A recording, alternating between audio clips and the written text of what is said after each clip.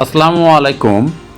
আজকের এপিসোডে আমরা আলোচনা করব আমরা মাটি পরীক্ষা করার জন্য যে ফিল্ডে টিম পাঠায়, একটা টিমে কি পরিমাণ জনবল থাকে এবং কি কি মালামাল থাকে। এখানে অবশ্যই একজন সাইট ইঞ্জিনিয়ার থাকেন, যার কাজ হলো এসপিটি মানগুলো রেকর্ড করা এবং ফিল্ডের বিভিন্ন তথ্য কালেক্ট করা।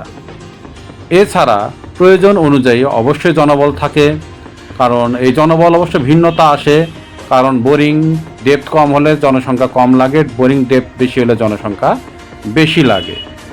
এই মালামাল ক্যারি করার জন্য অবশ্যই একটি গাড়ি বা ভেহিকেল লাগে।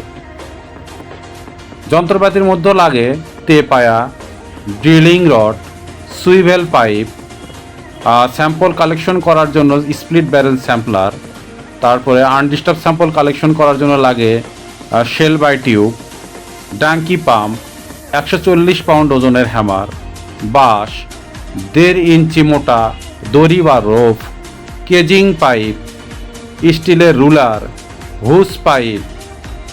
এছাড়া আরও অসংখ্য জিনিসের প্রয়োজন পড়ে, যা আসলে ভিডিওতে ব্যাখ্যা করা খুব বিপদ। যেমন সুতলির প্রয়োজন হয়, দড়ির প্রয়োজন হয়, তারপর আপনার লোহা লাগে, অসংখ্য একটা সংসারে যা যা থাকে, প্রায় একটা সোয়েল টেস্ট টিমের সঙ্গে সব কিছু থাকে।